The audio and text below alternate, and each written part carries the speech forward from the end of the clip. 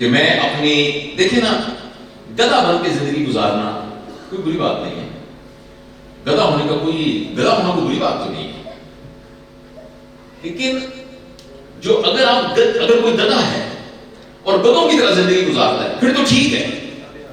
بدقسمتی یہ ہے کہ گدھا نہ ہو لیکن زندگی گدھوں کے سطح پر گزارتا ہے. بات سمجھے؟ اب آپ جو ہے فون سے صرف میسج کرتے ہیں، اگر آپ کے پاس ٹچ والا فون ہے تو ٹھیک ہے، لیا ہوا ہے آپ نے آئی فون اور سیمسنگ گلیکسی، اور جس کے اوپر پتہ نہیں ایکسل کی فائلیں بن سکتی ہیں، ہیلتھ کا حساب ہو سکتا ہے، آپ اسے صرف میسج کرتے ہیں اور فون سنتے ہیں. تو بھائی 4 لاکھ کا فون کس لیے لیا تھا؟ تو ہم اس قالب کے اندر ہماری دیکھو ہر چیز میں روح ہے، ہماری روح اس قالب میں آئی ہے جو آئی فون ہے، جس کا پوٹینشیل کاسمک پوٹینشیل ہے، اور ہم اس کو نیچے والے پوٹینشیل پر استعمال کر رہے ہیں. تو یہ بڑی بدقسمتی سی بات ہے، اور یہ بات ہمیں اپنے بچوں کو ان سب کو سمجھانی ہے کہ بیٹا ہمیں اس کام کے لیے نہیں پیدا کیا گیا جو ہماری لسٹ، ڈیزائر اور نیڈ تک محدود ہے. ہمیں اللہ تعالیٰ نے اس سے بڑے کام کے لیے پیدا کیا. اس کے لیے میں یہ نہیں کہہ رہا کہ آپ اپنی ضرورت پوری نہ کریں، میں آپ کو یہ نہیں کہہ رہا کہ سارے اس بات کو سن کے متاثر ہو کے گھر سارا گھر صدقے میں دے دیں، گھر کی بیوی کے زیور لے کے وہ غریبوں میں بانٹ دیں اور خود آپ جنگلوں میں نکل جائیں. میں یہ نہیں کہہ رہا. اللہ تعالیٰ نے پیسے کو خیر کہا، اللہ کرے آپ سارے بلینرز بنیں، لیکن پیسے کو اسی مقام پر رکھیں جو اس کا مقام ہے. ایک بات میں نے بہت دفعہ عرض کی ہے کہ میں ایک دفعہ اٹلی گیا تھا، تو وہاں ایک جوتوں کی دکان ہے جہاں سانپ کی سکن، سنیک سکن کے جوتے بنتے ہیں. کہتے ہیں وہ دنیا کی سب سے کمفرٹیبل اور سب سے سافٹ سکن ہوتی ہے.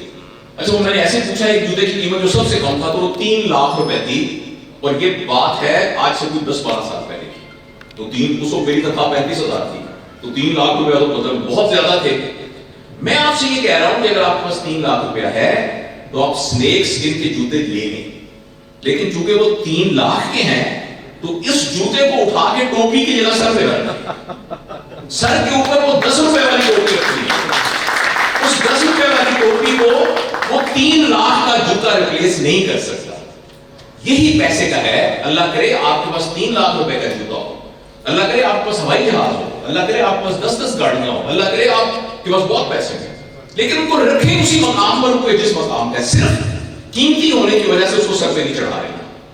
آپ نے دریا پار کرنا تھا، دریا پار کرنے کے لیے کچھ نہیں تھا آپ کے پاس، آپ نے کہا جانا میں دریا کیسے پار کروں.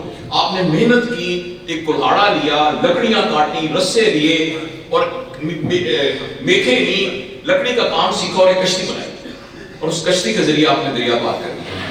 اب دریا پار کرنے کے بعد وہ کشتی کتنی قیمتی تھی آپ نے اٹھا کے اپنے سر پہ رکھ لی کہ اتنی قیمتی کشتی جس نے مجھے دریا پار کرایا میں اس کو چھوڑ دوں.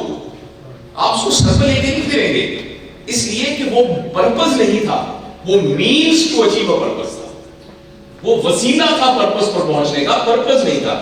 پیسہ وسیلہ ہے پرپز تک پہنچنے کا اور بہت ضروری ہے، لیکن پرپز نہیں.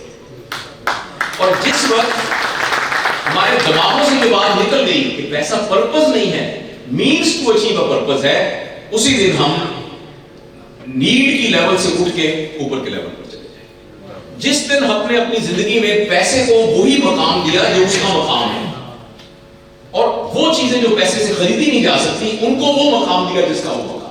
میں اس وجہ سے بڑا نہ ہوں کہ میرے پاس بڑے رنگ کی کالی گاڑی ہے، میں اس وجہ سے بڑا نہ ہوں کہ میں نے برانڈڈ سوٹ پہنے ہوئے ہیں، میں اس وجہ سے بڑا کسی اور کو بھی نہ سمجھوں کہ اس کے تو بہت بڑے بڑے گھر ہیں.